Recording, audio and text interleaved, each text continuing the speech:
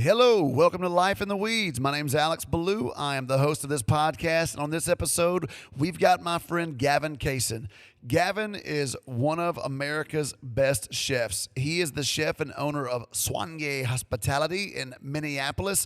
He's got so many things going on. He has done some incredible things throughout COVID, and he is transforming the hospitality space. He is very wise. I am so lucky to have him as a friend and mentor from afar. Please enjoy this episode with Chef Gavin Kaysen.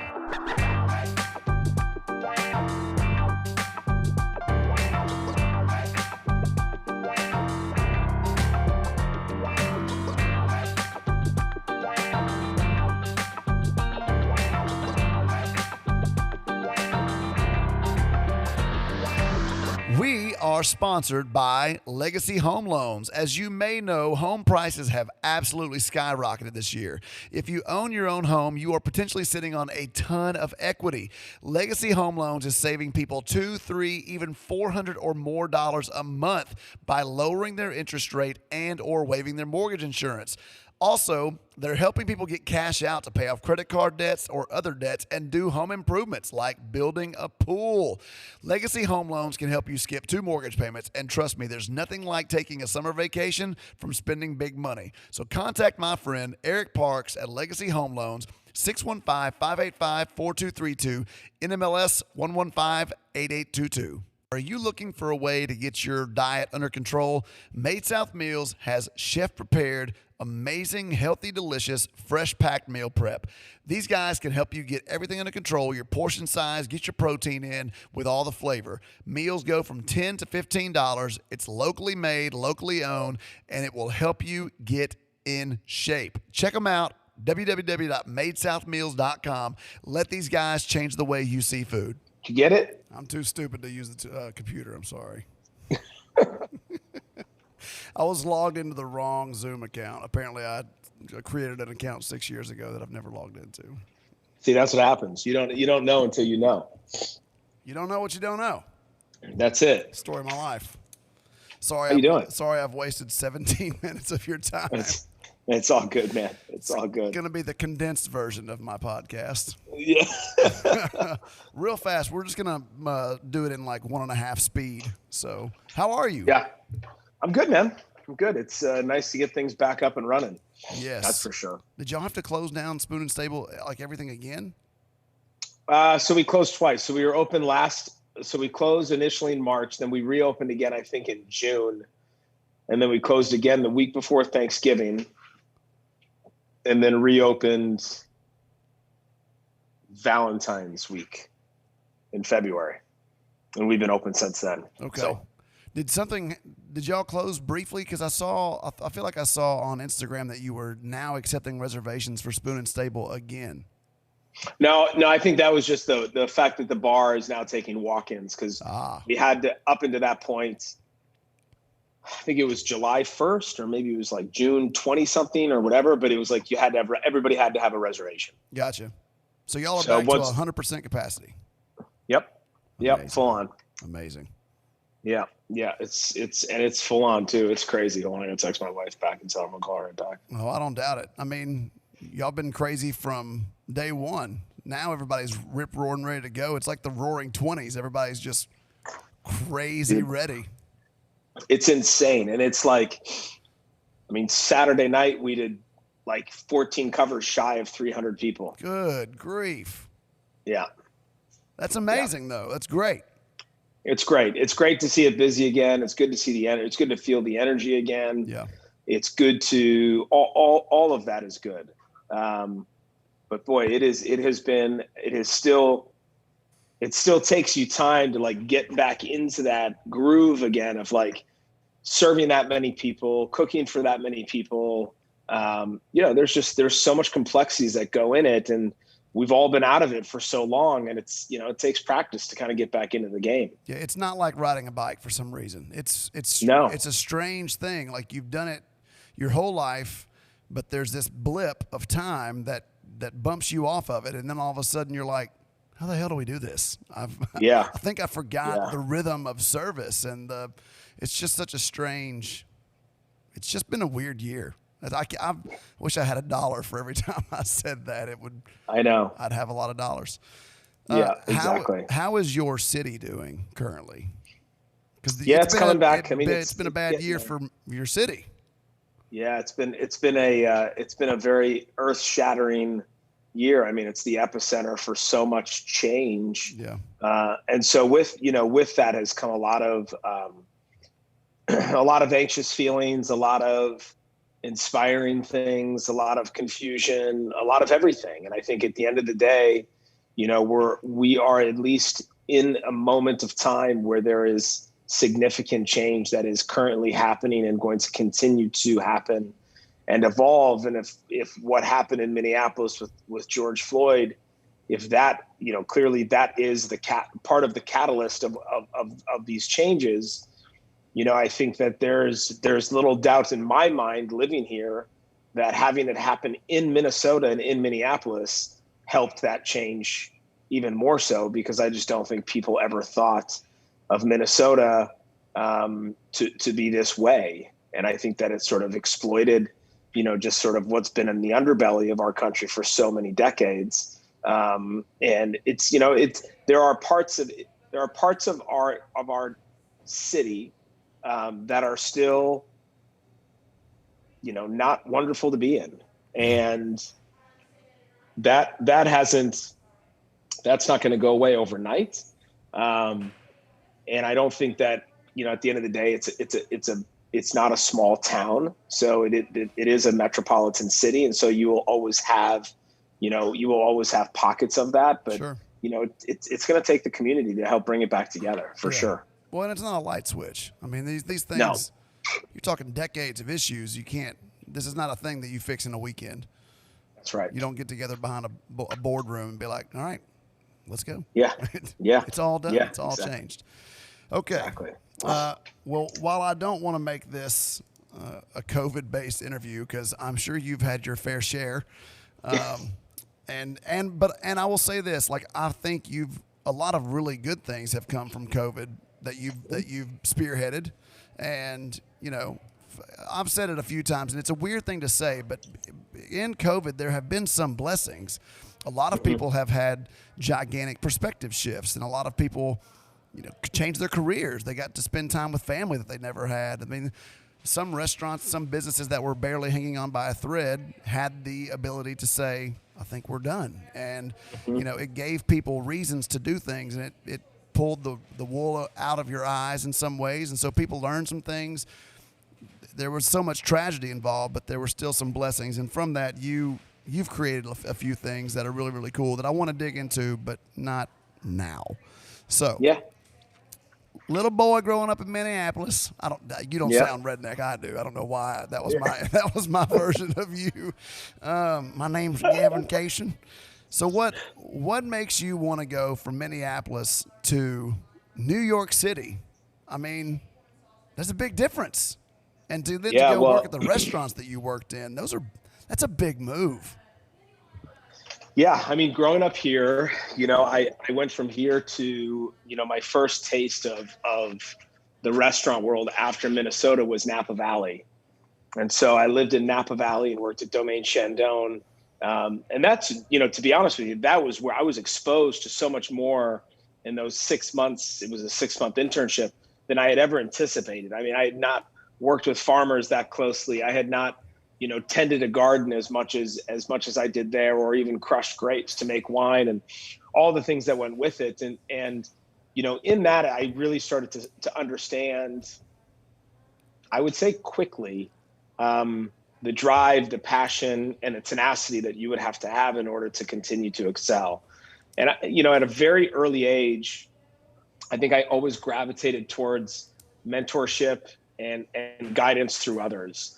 And what I never did is I shouldn't say never, but what I tried to not do was lean on these mentors in a way as if it was their responsibility to come up with what it is that I was supposed to be doing, but rather do what I thought was the most I could do, and then go to them and say, what's next? What do I do next? Where do I have to go? And that sort of led me around the world, frankly. I mean, I went from Napa Valley back to Vermont to finish school. to Switzerland, to London, to Sweden, to San Diego, and then ultimately to New York City. Wow. And, what got me to New York City was a letter. I wrote Danielle a letter in 2005 requesting a 1-week opportunity to work for his company for free, as just on my own terms. I just wanted to observe what it meant to be in a kitchen that was at the top of its game. And so I spent 1 week out there working at Restaurant Danielle, and somehow Danielle and I forged a friendship out of that. And we always stayed in touch, not a lot, but enough where I felt comfortable to call him if I was in New York City to stop by the bar and have a glass of champagne and a couple of courses. And then ultimately taking over the chef position at Café Belew in 2007, changed my life and my career completely. Yeah, I would say so. That's so, Yeah. I mean, not a lot of stages get a lot of relationships out of the head chef of the restaurant, right? I mean, that's a pretty random thing to have happen. I think so, but I think it's less random than what people realize. Danielle, when I resigned, when I left and I moved back home, Danielle gave me that letter that I wrote to him in 2005. Wow. So I left in 2014. So 9 years later, and he handed me that letter. And in the top right corner of that letter, it said, to Cynthia, who was the director of human resources, to Cynthia, please hold on to resume, could be good future chef for company, DB. And he handed me that letter. Wow. And what that told me was taking time out of your day to research a place where you want to be and presenting yourself in a way in that letter to that chef or to the owner, it goes a lot farther than what people realize. What's tough now is that there's a lot of ways to get to all of us. So you get a direct message on Instagram, you get a direct message on Twitter, you get a message on Facebook, you get an email, an info, all these things. But I will tell you, for me, some of the most impactful, however it comes to me, doesn't necessarily matter, but how it's delivered to me and what is said and the words that are said and how it's written is very important. And it's very impactful to somebody like myself who spent a lot of time thinking about that as a young cook. When I was 25 years old and I was the chef in San Diego, I would write Christmas cards to every famous chef in the country. They didn't know who I was. Okay. Nobody knew who I was. Instead of letters to Santa, you're writing letters to chefs. Totally. And I'm like, Merry, happy holidays. I hope I can cook for you someday, et cetera, et cetera. And what's crazy? The first time I ever sent a letter out, Charlie Trotter got it. Okay. Wow. And who's passed away since then. But Charlie sent me every single cookbook he ever made. And every single one of them was signed. And it was a letter from him saying, thank you for sending me a Christmas card. Let's stay in touch. And until the day Charlie died, every time I was in a newspaper or a magazine that was national, he would send me a letter of congratulations. That's amazing. Every single time without fail. Yep. It's crazy what one letter can do. People don't understand. Listen, what did it mean when Danielle gave you that letter back? What did that, I can't imagine the feeling that would give me. I got goosebumps when you told me that. That's just so sentimental. That means something. Like the dude cared that much, saw that much in a letter that kept it for this long and then gave it back to me and said, that's validation. Like, I always saw this in you. It's a big thing. It is. What it told me too was that as I've gotten older in my career, it's taught me to stay curious and it's taught me to be open to other opportunities and possibilities. Because I want to know who that next person is that's going to send me a letter. And I'm going to read that letter and say, yeah, let's give him a shot. Let's give her a shot. Let's figure out if this is the right person to sort of take on this next project with us and for us. That's the one thing that I always say this about Danielle, but it's like, he's always such a curious individual. And that curiosity drives, it just drives so much freedom when you work for him. It drives a lot of discipline. And it's really inspiring to grow towards. Yeah. I'm sure the expectation is high, but so is what's delivered, right? He's a rarity in America. So are you, really. In the hospitality space, there's not a lot of people that fire on all cylinders all the time. And, I think that's something mighty special to hang on to for sure. I appreciate that. It's a crazy business. Yeah. Do you find yourself to be a fast learner? Yeah, I'm a fast learner. I am very much an observer. It's one of the things that people probably don't necessarily know about me a lot, but I tend to observe a lot. I mean, I will tell the cooks that I work with. I mean, I literally will study them all day when they're working with us and That's cooking not with creepy us. at all. Yeah, exactly. And I'm like, staring that's it. Just staring at them. What do you do? back there at What the is that? cappuccino machine, just watching someone grill all day long. That would give me such a creepy vibe. If I pull up a lawn chair, then you might want to worry. Am I getting fired? No, he's just observing you. This is your Just staring 24-hour at you. observation. Oh, that's so funny. Did you always want to? Was the dream, the goal, always to have your own place, or was that something that was like planted in you at Danielle Cafe Belew? Did it always want to be an entrepreneur, or did you kind of get inspired? I always wanted my own. Really? I always wanted my own. In fact, when I was going to leave Cafe Belew, I had resigned, and Danielle and we all sat down and said, maybe it's not the right time, and so we figured out a new time frame for that to happen. And I think secretly, but not so secretly, they were hoping that maybe I wouldn't actually want to leave if I kept staying. And I just remember going to him after a couple months, and I just said, I still have the itch. And he knew that. He understood that. He never pushed against it. But I've always wanted to create my own thing. Yeah. And you always wanted to do it back at home? I didn't always wanted to do it, but I did not. I actually didn't. It's funny. I don't think I ever geographically thought about where that space would be. Really? Yeah, because it's not, when you're in a restaurant and you're in a kitchen, when you go to eat in that restaurant, if the restaurant is amazing and fantastic, it sort of takes you away from where you are anyways. It's like when you go to a really great movie and you walk out of that movie theater and you think it's like 11 p.m. and it's like 4:00 in the afternoon. It's still bright outside. And you're like, whoa, wait, where am I? Yeah. That's kind of what restaurants do to me. And so that's a good point. I've never thought to myself, like, I have to live and work in Minnesota. I have to live and work in New York. I've never put geography as part of a checklist for me ever in my whole life. I mean, when my wife and I were moving from London back to the United States, she's from Sweden, so she had not lived here. We put a map up of the United States and we threw 2 darts. One hit Atlanta, Georgia. One hit San Diego, California. We moved to San Diego, California. So you've got a real scientific process about where you're going here. I may have put cardboard up in the middle of the country and said, we're not going there. Can't hit the big spot. Yeah, so what was the draw? What made you want to come back home? So I was looking at places in New York City. I was looking at places in Southern California, and I was looking at places in Minneapolis.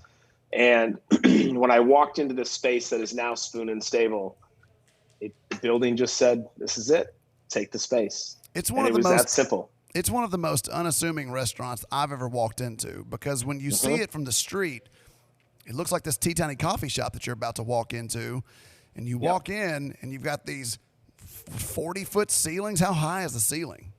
Yeah, it's 26 feet. It feels way higher than that. It yeah. could be the skylight. Well, to the skylight, it's about 38 feet. To the skylight. Yeah, it feels huge. And then your wine room and just the whole thing, the open kitchen. I mean, you don't feel like you're going to walk into this pristine, gorgeous place. And it's, that's the one thing that I love about it. I walked in, I was like, holy crap, this place is huge. Yeah, it's beautiful. So that is the exact reason why I took the space. I flew to Minneapolis in December. It was freezing cold, naturally, and I walked into Spoon and Stable, which was an office building. So where the kitchen was all cubicles. There was executive offices. There was a break room, a board room, all that stuff. And I walked into the space, and I was so blown away with the enormity of the inside of the building. Because to your point, I thought I was walking in something small. And after I walked through the space, I really started to love it. I went across the street and I sat on the sidewalk and I looked at the facade of the building. And I thought to myself, if I take this space and build it out the way I want to build it out, I can change the perception of the guest feeling from the second they walk into the door to the second they hit the host stand. Absolutely. And at that point, we can recalibrate their expectation. And so I wanted to take the space because of that. So did you have the name picked out before you had it? Because I mean, I get the spoon part. You're a thief, and so you've been stealing. You've been lifting spoons from places for decades now. But the stable part you found while doing reno, right? Yeah. Originally, the restaurant's name was Merchant when we first started. That's a total departure. And it was called Merchant. And there's a restaurant in Madison, Wisconsin called Merchant. There's a lot of restaurants around the country There's actually one in called Nashville Merchant. called Merchants.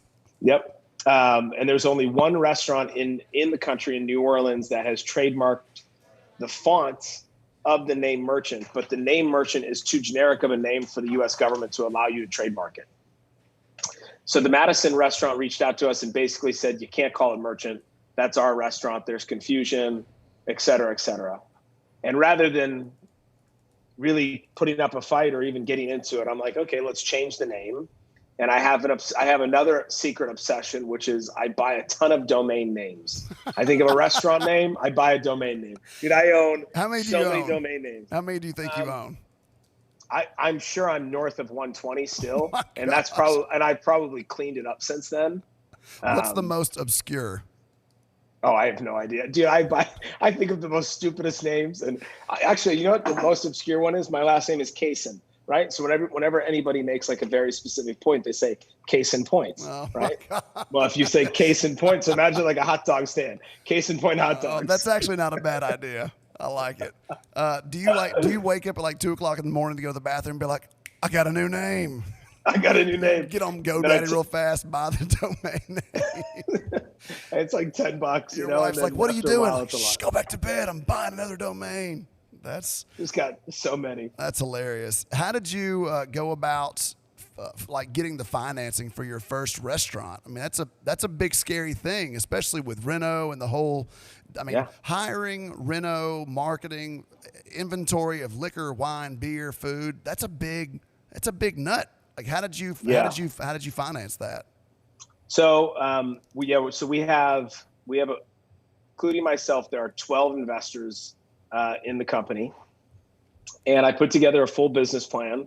I never showed financials in that business plan, but rather was selling what the concept of the space was going to be. Because listen, at the end of the day, it's so funny with investments because I'm sure we're all guilty of it at some point. You see something and you're like, oh, if you ever do this, like I definitely would love to give you some money. And then they come around and they ask you for money and you're like, maybe not. I don't have any and cash. You're like, you know what? I think I forgot my wallet. It's in my other pants. That's it. I'm going to ghost you. And that happens a lot with investors, and especially in the restaurant business, because what is such an altering experience for our business is people walk into your restaurant and it's packed, sold out for a month. Everyone's at the bar. You naturally walk in and say, this place is printing money. Well, it's not. But if there's an extra printer and somebody wants to give it to me, let me know. And that's where investors will come in and say, hey, I'd love to invest. So I put together a business plan, and I spent one full day in Minnesota meeting with investors, one after the other, all throughout the day that I had set up previously. And one of our main key investors was my last meeting of the day, I think. He said yes, and then he helped bring in kind of the rest of the group to round everybody out. And then we put the terms together, and the term sheet was put together, and that was all signed off. And then I signed the lease in March. I resigned from Cafe Belew around the same time. I moved out here in, I think, June or July of that year, and we opened up Spoon and Stable in November. Game on. Yeah, crazy. Did you have a relationship with the primary investor beforehand, or was it a kind of a random? No, I didn't. My dad knew him through business, but one of his sons is in our business, is in the restaurant world, and so his other son, who I knew, he and I became sort of business partners on the whole thing. So no, I hadn't really known them before, and it was a crazy experience. I remember walking out of there and being like, "There's no way they're going to invest." Totally blew it. Yeah. And the next day he's like, all right, we got the money. Let's go. And I'm like, okay, let's go. It's one of those things where you go back to your apartment or your hotel and you're like running the entire conversation through your head. Oh, I definitely shouldn't have said that. Oh, that was just bad. Yeah. Well, and I think off. too, listen, it took me, I mean, it's not that I worked at it every day, but it still took me like 2 years to find money. Yeah. That's a lot of work. That's a long time. It's a long time. I mean, it was not overnight. That's for sure. Did you think it wasn't going to happen? I never really put a lot of pressure on myself to like make it happen at a certain time. I just figured it was going to happen when the timing was right. And I knew that. Like, I just knew when it needed to happen, it was going to happen. I mean, I was always more concerned about leaving Café Belew on the best terms possible than I was about finding money to build my own restaurant. Leaving Café Belew was far more important to me, and making sure that my legacy there basically was intact and respected, and that I left him, Danielle, and his company with a team that was far better than how I inherited it. That says a lot about you. And that was always my goal, no matter what. And I knew that we would find money at some point to build a restaurant. Yeah, selflessness is not a very common practice in today's world. And so that says, it says a lot about you and the way you value other people. And really, I mean, the entire way that you've built your company is based off of that level of concern and care and hospitality towards, the stranger next to you. And it means a lot, I think it's cool. Let's talk about Demi. Yeah. This tiny little place that has made me probably one of the top 5 cocktails I've ever had before. And so much so that when I came back to Murfreesboro, to Dallas and Jane, I literally ripped it off. And I called it the Minnesota Twin. Nice. And it was great. It was definitely not the same, but and I can't even remember what was in it anymore. I can't remember anymore. It was delicious. I think it might have had bee pollen in it. It was great. Is this place going to get a Michelin star? Because it needs one. Yeah, so I mean, the real issue is Michelin doesn't come to Minnesota. What? Nope. I don't understand this organization. They don't come to the South. They don't apparently go to Minnesota. Why are they picking these states that they go to? I mean, if you recall, well, I mean, Michelin was started through, as a tire company, and the whole point was like you travel around the country of France, you eat at all these places we say eat at, and stay at the hotels we say stay at, and hopefully burn your tires out and buy a new pair in a year.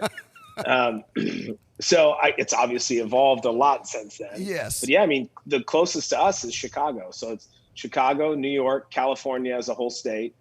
But look, even in Illinois, they only do Chicago. I mean, in New York, there was a time in which Blue Hill Stone Barns, which is 45 minutes outside of the city, didn't get reviewed. But now they're part of the program. Right. I mean, it would be great to see Michelin take on more of a presence in the South and in the Midwest. And even if they did it as, hey, I'm going to do 6 states in the South as one book. I'm going to do 5 states in the Midwest as one book. And, if that's Illinois, Minnesota, Wisconsin, whomever, it would be awesome. And I think Demi could run for something. Without a doubt. Be there. And that's because we just threw it out there, and we want people to feel as though they don't all sell out in 30 seconds, but what we put out there sells out very quickly. Yeah, I mean, I've looked an hour after you've put, like, I'll see your post a little bit late, and it's like I'm just gonna randomly check, because I will fly my happy butt right back up to Minneapolis just to eat dinner and fly back,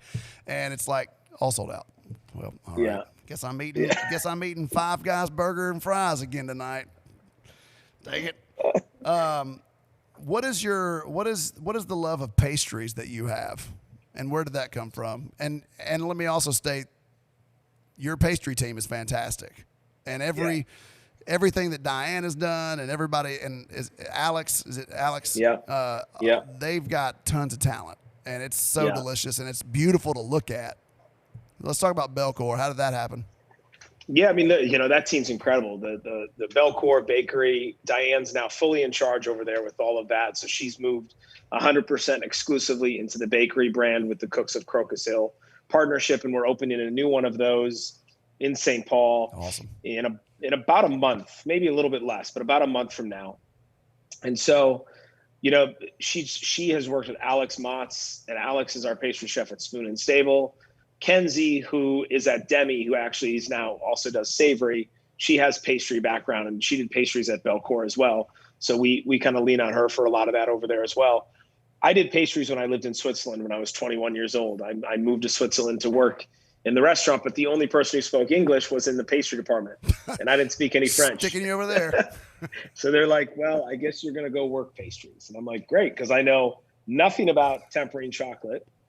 I know nothing about how to make bread, and I don't know why the cheese stinks so bad for the cheese platter, but I'm ready to learn everything. Is it supposed to be blue? Yeah, it's like you walk in, you're like, wow, who didn't shower today? Like, no, it's just the cheese. Yes, they blue cheese, you stupid American. Just screaming at me. It was, but I love pastries. What I love about it is the precision. I love the fact that, we have always as a company invested in our pastry department. That's obvious. Yep. And we've always invested in it, and I believe in it so wholeheartedly. I just feel as though if you're going to come and work for us, we want this to be as close to sort of a culinary school effect for you as it can possibly be. So if you want to learn how to, sheet out dough and make viennoiserie, then go over to the bakery and train with Diane on how to do that. If you want to learn how to do plated desserts for up to 250 people on a night, then stay at Spoon and Stable with Alex. And if you want to do very, very like precision focused pastries, but you're also going to have to do savory at Demi, then there's an opportunity there too. So, we're one of the companies in this community that invests heavily into pastries. And I just think it is part of the experience. All too often it's easy to cut things like that out. And yeah. I just don't like it. Yeah, Kenzie posted a picture of y'all had some sort of a strawberry cake that you posted a picture of a few weeks back. I was like, "Do you need my address? I'm not. I'll pay for shipping." She was like, "I don't think this would handle very well on a FedEx box." I said, "I'm willing to take the risk, even if it shows up looking like it was blended. I'm sure it would taste fantastic. I'm all in." You're like licking the side of the styrofoam box. Just trying to get all the strawberries off as possible. Yeah. So, how has it been for you managing and balancing 3 concepts and family life? And I mean, you're the owner, so there's no shut off button.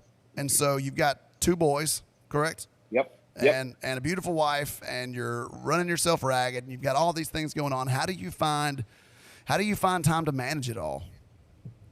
Well, I mean, I do spend a lot of time thinking through, what that balance kind of means for me. I mean, my day starts, I get up around 6 a.m, and I grab a coffee, I sit, I meditate, I have my own time and my own like routine to get my day going.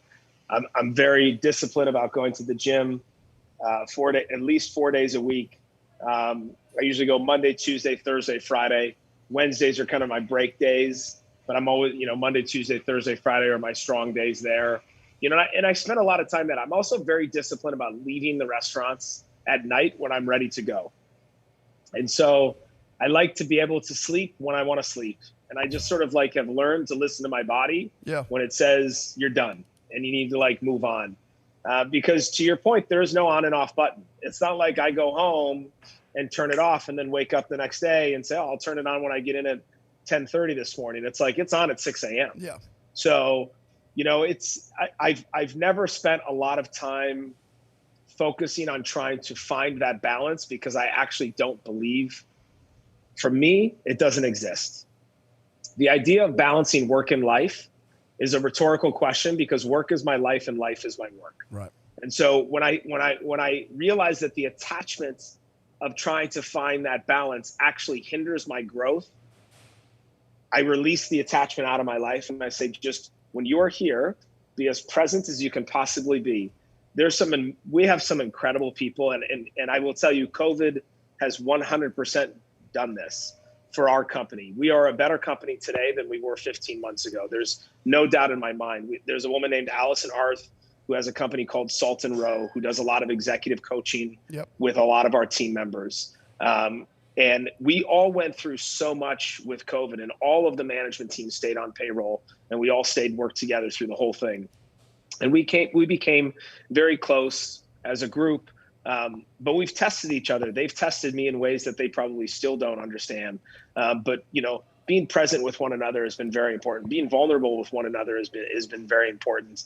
And understanding that, listen, if you need to leave at 8:00 because your son or daughter has a baseball game and you really want to get there, if the schedule allows you to do that, then do it. There are days, Alex, there are days where like my son would have a baseball game at 7:30 and I'll look and it's like the restaurant is packed. Okay. Everybody on the station is busy. They're all full.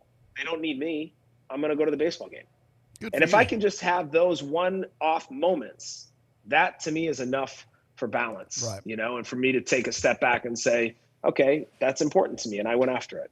Well, congratulations on being the third entrepreneur out of 15 that has agreed with my idea of what balance is. Because, I don't think that there really is one. I don't think if you're going to have something that's massively successful that there's an on switch and an off switch. I just think it's on. And I'm not saying that family has to suffer, but you pick the quality moments over the quantity moments sometimes. Me sitting at home with them while they're on their Xbox, that's not really quality time. But us going to swim lessons or doing something actively together, that's making memories and being present in their lives. And so sometimes you just have to pick. And and my wife and I have had the conversation of, and you've probably had this conversation with your wife, I'm just going to assume, but where they sometimes feel like they're not a priority. And and I've tried to equate it to you're the most important priority, but sometimes priorities shift. And I know that she's able to keep the ship at home on a straight path, whether or not I'm there. But if the ship starts to go down, I will immediately abandon whatever I'm doing to try to go correct that ship. When my wife and I were dating, we had dinner in New York, and we were with the Académie Culinaire de France, and it was basically a room filled with some of the best French chefs on planet Earth and all of their spouses. Okay, and the median age was probably 75 years old, and then us, and I was 25. Look at this young whippersnapper over here. Yeah, exactly.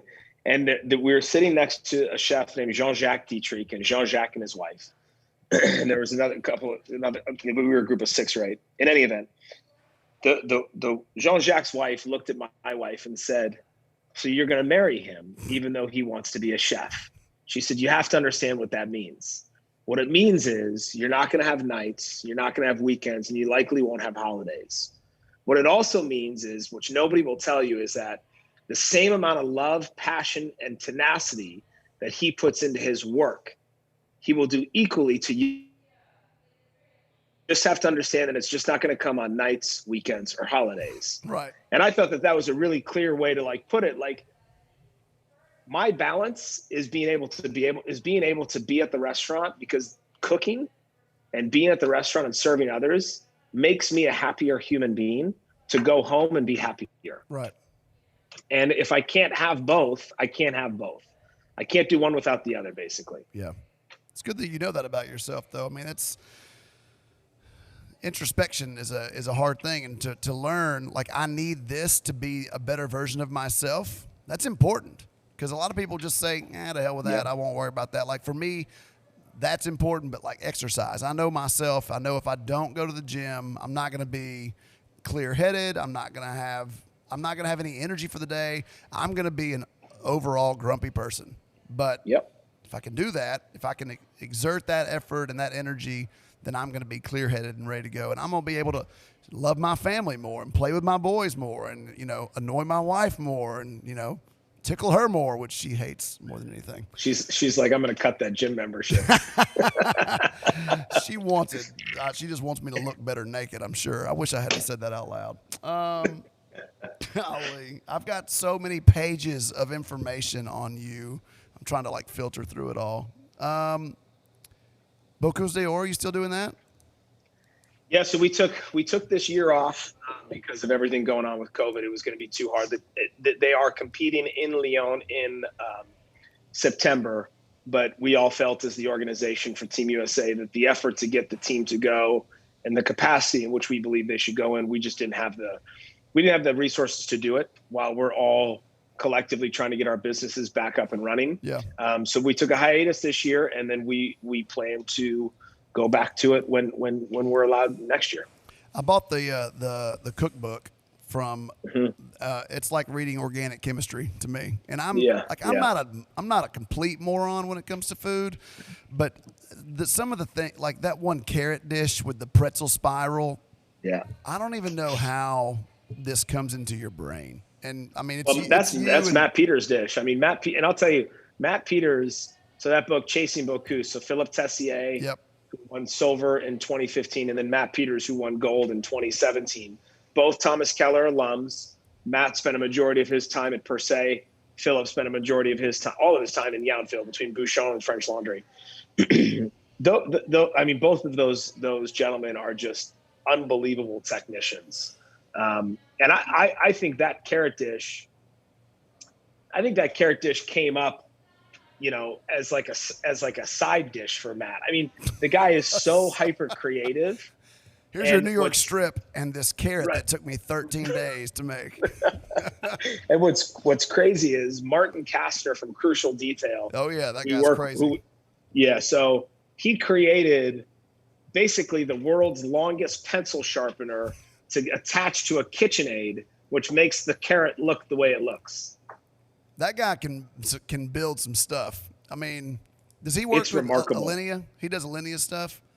I don't know how much of Alinea stuff he does now, but that when he started to get in all of our world, it was because he was doing all that stuff with Grant at Alinea. And his wife, Laura, she photographed the Alinea cookbook. Yeah, those vessels that he makes, I mean, their food's really cool anyway, but when you give someone a canvas like that, I mean, it just amplifies it times 100. It's wild.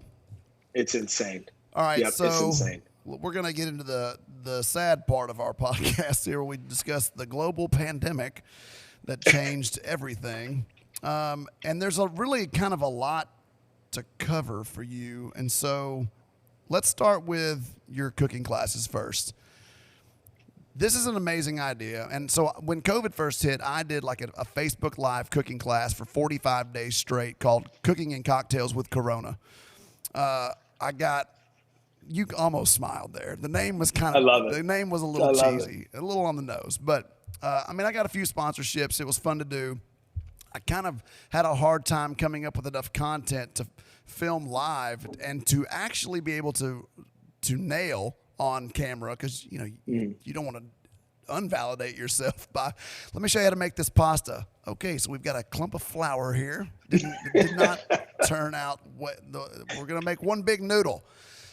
So we had to come up with content, but you are effectively letting people sign up. You're shipping them the ingredients, and then you're doing this Zoom class where you teach them all. And I almost feel like this was your way of, you didn't have a dining room moment. You didn't have an ability to go talk to people, but now you are still able to connect with people. So what inspired this to happen, and is it going to continue? So Kylie Pertel, who's now our director of all things that are GK at home, she was in charge of all private dining prior to the pandemic hitting, and a majority of a majority of her business was all when the restaurants were open, and when the restaurants closed, her world was over in terms of business. And so she was great at helping us do what we needed to do for takeout and whatever. And I don't necessarily remember exactly when this idea originated, but I do remember her taking the idea and absolutely sprinting with it. And so we did our first cooking class. We did it at Andrew Zimmern's studio, which is local to us here. And we did paella. And Alex, I think 150 people may have showed up to that first class. Wow. We didn't ship any ingredients at that time. At that time, we're like, hey, we're just going to do it and see what happens. Just see if people show up. So we got about 150 people to join the class, which was remarkable. And then we said, well, a lot of the feedback that we were getting was, I wish we could buy these ingredients from you. So we said, okay, well, the next class, let's just sell the ingredients to them. So the next classes, we would sell 200 boxes of ingredients. And that was our cap. We could have sold more, but we were like, that's all we can produce, because it's a lot to procure. And we also didn't have a team. So, there was nobody here. And so we did 200 boxes of food. And so by our third class, we were selling 200 boxes of food per class, and we were getting anywhere from 600 to 1,000 people to join these Zoom classes. Wow. And so we saw the growth happen very, very quickly. And to your point, what it allowed me to do was it allowed me to connect with an audience of people, a large scale audience of people who honestly didn't actually know who I was, even though they were regulars in the restaurant and I've said hello to them many times, or I've stopped by their table. It's different when you're cooking with somebody for an hour long and I have a microphone and I can say, hey, today was a really, really shitty day. And let me tell you why. This is what happened today in our restaurant business. My trash expenses went up 8%. And so that's going to really change, whatever it is, whatever Right. I wanted to talk about. Yeah, you have a platform. I had a platform and I could talk to them about that. And then it created a community of people that would show up to pick up their food, and they would get to know one another picking up their food, even though they didn't know each other before during COVID. And they'd say, oh, you're going to do that Zoom. Let's all Zoom together. Okay. And then after the class is over, let's get on this separate Zoom call and let's hang out. So are they picking up the boxes from the restaurant? Yeah. Yeah. They come to Spoon and they pick up all the food from Spoon. That's a lot to put together. I mean, it really is, to weigh out all the spices and ingredients. I mean, good God, that's a lot of work. So Chris Nye, who's our executive chef, Chris kind of runs and spearheads the whole culinary side of it. And Kylie helps run everything else. We have a great partner in Clay Johnston from Sprung Media, he produces all the shows for us. So we went from a 1-camera feed to a 3-camera feed to a switchboard, and everyone's got, headsets on and mic'd up. And now we have our own set. We've partnered with Williams-Sonoma. So our set is fully furnished by Williams-Sonoma. There's a sweepstakes that people could win over $3,000 worth of product that's free from Williams-Sonoma. Dude, this is amazing. Partnered with All Clad. It's just been remarkable. And Libby Anderson, who's not with us anymore, but Aaron Kinchela, who's now taken over the director of communications, both of them helped really push the social media side of it and the communication side of it. And so, it's going to stay. We did it all through the pandemic.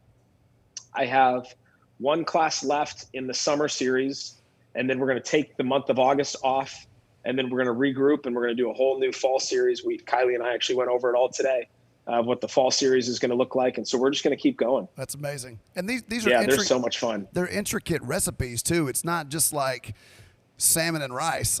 You're actually beef Wellington, and you're doing the thing. It's amazing. I love watching it. I think it's so cool.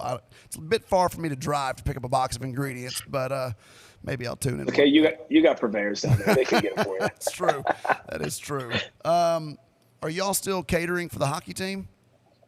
Yep. So we partnered. We're still cooking for the Minnesota Wild, the Timberwolves, and the Lynx. So the men's basketball team, the women's basketball team, and the hockey team. That's amazing. We're only right now. It's men's combine and women's basketball, although they are going on an Olympic break soon, so they won't be back until August.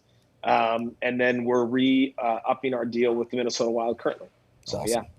I'm asking you really fast questions because I feel like I know you have things to do. Are you ever going to write a cookbook?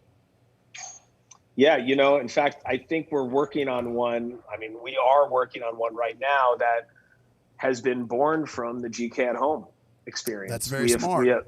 We have found this audience to be so engaged with what we're doing, and we're testing out the recipes on a daily. Yeah. What's your return rate for the GK at Home people? Do you get the same people that do each class? Yeah, so they can buy the whole series. Okay. And so we get a lot of people. I talk to a lot of people every week that are like, we've taken all 15 of your cooking classes. We just want you to keep doing them. We say, we just want you to keep buying them. We'll keep doing them. You keep buying, I'll keep doing. That's right. That's right. That's amazing. Let's see. So there's been a mindset for as long as I've been in this industry that this is not an industry that is a career. It is a college career. It's enough. I'll serve tables on the weekends. I'll make some cash. I'll blow through it. I'll do whatever. Man, I cook here, but I'm really in aerospace program at my college or whatever. You have taken that idea and just shot it out the window. You want to say, no, this is a career. Like you can find a career, a lifelong career and happiness in the restaurant industry. What are some of the changes that you have made in the last year that have kind of helped change that mindset? Yeah, I mean, it's a profession, right? I mean, we've always been coined an industry, and we are a trade industry in that regard. We are a craft-based industry, but I see it as a profession. I mean, I grew up. My father wore a business suit every single day to work, and I consider my chef coats my business suit. I mean, listen, I personally iron my coats and aprons every single weekend, and I do it with pride. I love it. I have fun doing it, and I've been doing it ever since I was 18 years old when I could iron a chef coat. And listen, for me, I think a lot of what I think needs to be professionalized in what we do starts with who we are and what we say. We spend hours every single night taking care of hundreds of strangers and giving them what we would consider to be top-notch hospitality and care. At what point do you realize that if you're not doing that for the person that's standing next to you, to the left and to the right of you, what is truly then your purpose? Right. And, in our business, in our company, 5 days after the pandemic hit, we created a nonprofit organization called Heart of the House. It's a 501c3 organization. That was my next question, so thank you for that transition. Yeah, yep. And I called a friend of mine who I sit on a board with in New York City, and I saw Danny Meyer created a 501c3, and I called Sean, and I said, hey, Sean, I saw Danny created this. How do I do it? And he said, well, I created it for Danny, so I can just do yours. I said, great. And what that did to me is that it gave anybody who wanted to donate money to the cause, gave it legitimacy, number one. Number two, it's a tax write-off. And what that helped us do is it helped bridge the gap financially for our team members during the COVID time. Yeah. Now, that organization will live and continue to live, and we're in the process now to figure out how that will continue to live. How do we want to have that continue to give back to our team? We've removed tipping from our restaurants. It was never part of Demi, but we removed it from Spoon and Stable, and we just do a hospitality charge. That gives a lot of pay equity across the board for our entire team. Our cooks can make more. Our service team can make more. Our dishwashers can make more. It also creates more transparency. And what it also does is it gives you an actual wage. And so here's the thing. We have a 401k program. Okay. We match dollar for dollar up to 25% if you participate in our 401k. That's a big match. It's a big match. If you are a server and you are paid minimum wage plus tips, the only wage you are allowed to claim on your 401k is the minimum wage. You can't not claim the your plus tips. No. Why? You do that's a tax question I don't need to ask. Yep, that's just the law. If you have a hospitality charge and you pay somebody minimum wage plus a hospitality charge and your wage is $40 an hour, they can claim. Now you can claim $40 an hour as your wage, and your rate to have more money towards retirement is now increased. Yeah. Okay, so one of the things I love musicals, okay? In Hamilton, there's a line in Hamilton's musical. It says, legacy is when you plant the seed in the garden, but you don't have time to watch it grow. That to me is this 401k program. Will I see these people retire? Probably not. Will this help them in their retirement? I absolutely know it will. That's great. And I'm going to annoy you after this podcast at some point and ask you how the whole tipping thing goes, because I'm very interested in knowing how to do that, because tipping is so antiquated and it's just terrible. Yeah. You're doing something for the Four Seasons? Is that correct? Yeah. So we partnered with the Four Seasons and United Properties. They're opening a brand new hotel here in Minneapolis, about 3 blocks from Spoon and Stable. It's a multi-use building. So it's 14 floors of office towers, 8 floors of hotel, which is 220 rooms, and then 4 floors of residential. We're building the bar lounge, the restaurant, and a cafe. That's awesome. Well, yeah, I'm sure exciting. That food will be delicious for a hotel for sure. Yeah, no, I'm really excited to get it going. It's going to be amazing. We didn't have anything else going on, so we thought we would just tack that on. Let's just open 3 more things. Who cares? Yeah. Do you have like 5 more minutes? Yeah, of course. Okay. What's been your hardest learned lesson? In the last year? No, I would say in business in ownership. General. I think the hardest learned lesson is always to be able to admit when you're wrong. Did you have a hard time with that in the beginning? Oh yeah, for sure. Because it was ego. And I think the reality is that when you grow up in any profession, the leader is the expert. But when the expert's wrong, you have to understand that doesn't actually doesn't give you any sort of, it doesn't move away your legitimacy. Right. What it does is it actually humanizes you. And once you start to humanize yourself to your team, you actually end up getting a better bond and more of a buy-in from them, because you're saying, listen, I'm sorry, I screwed up. I made a mistake. We should have done it this way. You were right. I was wrong. What can we do to fix it now? And I think it's hard as a chef, because we're so ego driven. It's hard for us to get over the fact that we could possibly be wrong. And I only say chef because it's all I know. Right. But I know a lot of CEOs out there that will say that. Reminds me of the moment in Batman and Superman where Ben Affleck goes, "Do you bleed?" It's like, but seeing someone bleed makes you realize, it's even in Rocky. He ain't a machine. Yeah. He ain't a machine. Yeah. Like you cut him. He's bleeding. So you know that you can win and you can beat him. Let's see. I already know your stance on mentorship and advisors, and I think you're one of the few that I know that believe in it and really, really push for it. I tried to engage in a relationship with a guy a few years ago, and he was like, "What do you want to know about me?" And I was like, "I don't want to know anything about you. I'm just trying to pick your brain, spend some time with you." And he's like, "This is a little weird for me." I'm like, "Okay, well, this is not going to work out then." What are some of the biggest mistakes that you see other restaurant owners make? Well, I think a lot of it for me that I always see is that you have to listen to what it is that your guests are saying. And in order to do that, you have to be on the floor and you have to work the room and you have to talk to people. And often I think what happens is you walk into a restaurant and the restaurant is built for the way that it is for whatever reason and why it's built. But often what gives you the most remarkable experience of that space might not actually have everything to do with what's inside of the restaurant, but in the environment in which has been created. And I think that we try to put a lot of care and effort into that environment of what people are around and what they see. And so often when I see restaurateurs or owners make mistakes, sometimes they don't even know that it's a mistake that it's there. And so you have to say something or talk to them about it or shoot them a text or say, "Hey, I was in last time and this happened and I think you should just be made aware." And I think often we need to do that more with each other and kind of be honest with each other, because it would make us all better as a result, versus feeling like, oh, I have a competitive advantage over Alex because he's doing this and I'm not doing that and he's doing it wrong and I'm doing it right. It's like, it's not really how it goes. I mean, I tell people all the time, if restaurants are opening around me, they'll say, "Oh, well, are you worried about the competition?" I say, I invite the competition. I mean, the more restaurants you have around us, the more energy and people it brings to the neighborhood. It's all good, Yeah, I agree. I've talked to guests before that they have had an experience. It wasn't up to what they were expecting. The steak was off, whatever. I mean, food's very subjective. So, what I like, you might not. And so, you go out to talk to them. How was everything? It was great.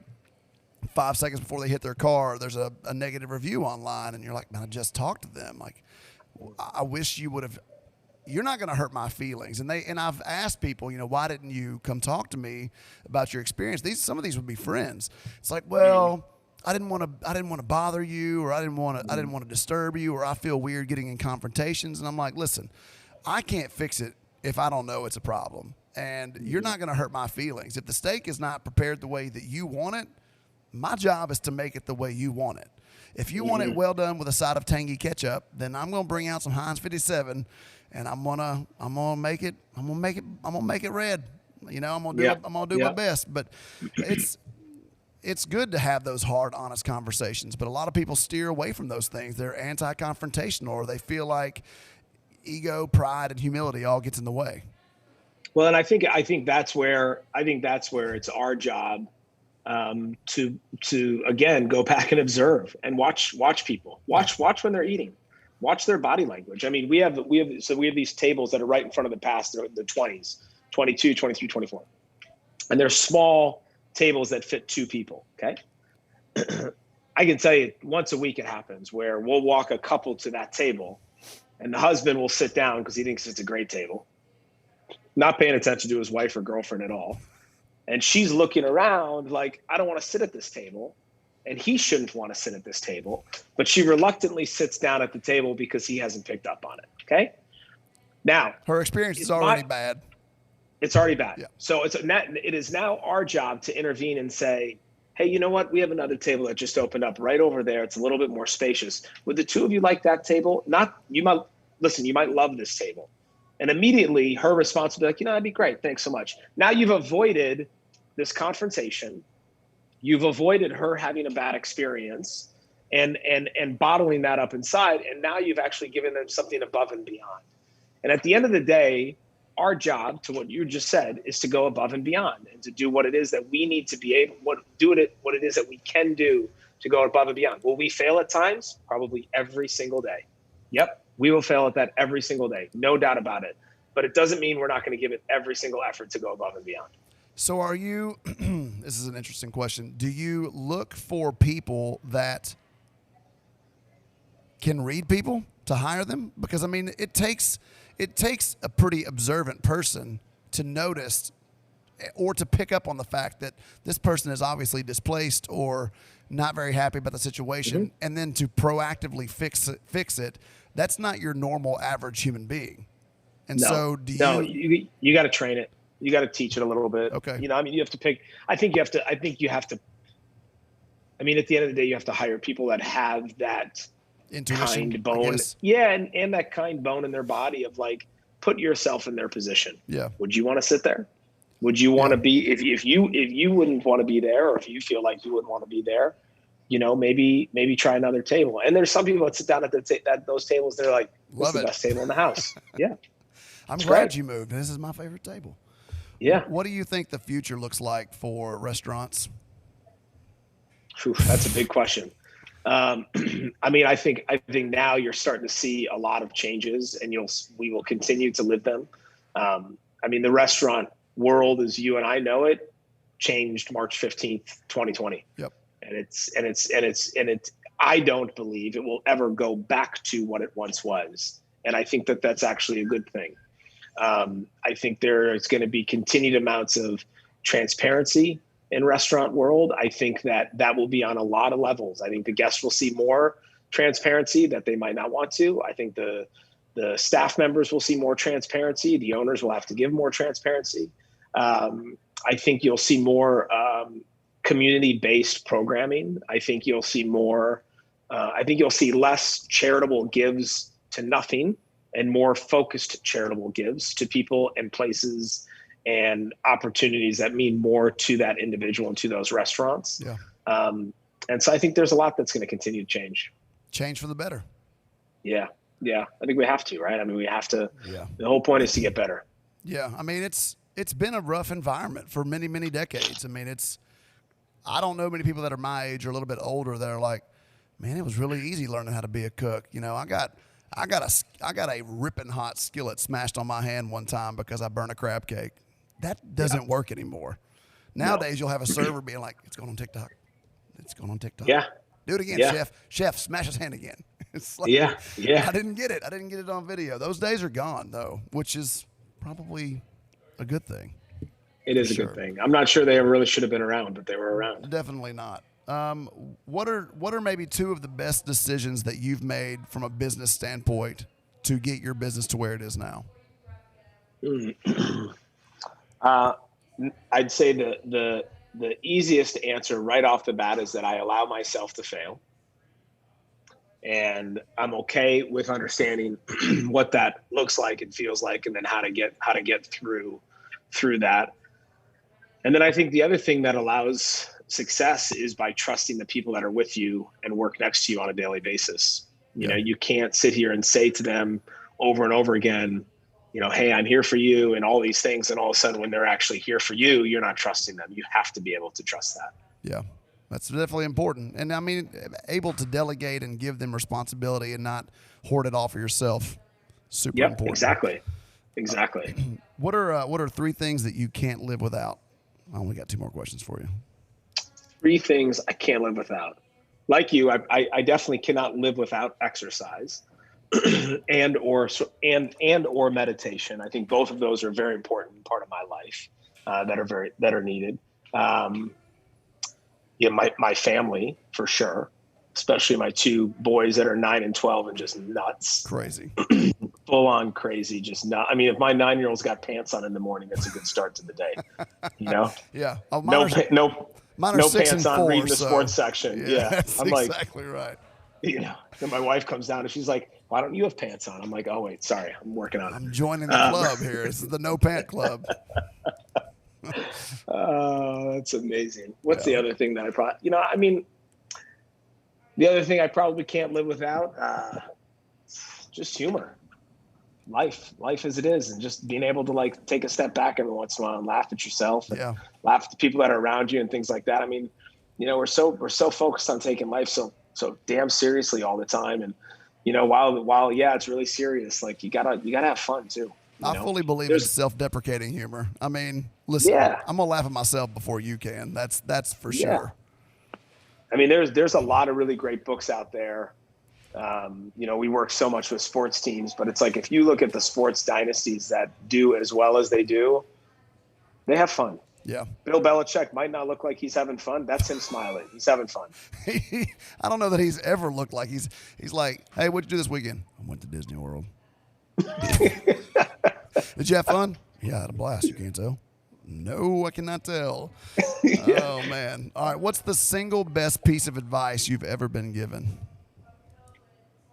And I'm sure you've been given a ton. Yeah.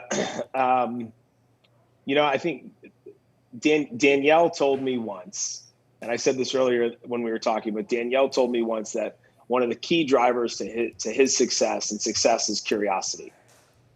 And I think that is something that has always stuck with me. I think I find myself when I'm around chefs like Danielle and Thomas Keller and all these other chefs, when I'm especially with Bocuse and all that, what drives them is curiosity. Yeah. I've never gone out to eat with any of those chefs and not listen to them have a conversation with the chef of that restaurant and ask them how they made their steak. How did you wilt the spinach? How'd you make the demi-glaze? They know how to make it. Yeah. They're not asking them to compare. See, that's the difference. What they're doing is they're asking because they think they might learn something they don't know. Yep. And all too often, I think what happens is we ask questions for comparison, to validate us. We're asking the question only to find validation in what would have been our answer. Oh, that's the way We're not asking the question. Right, exactly. We're not asking the question to say, tell me what your experience is in making this, because I might learn something from you. And that to me is really, really important. It sticks in my head a lot. Yeah.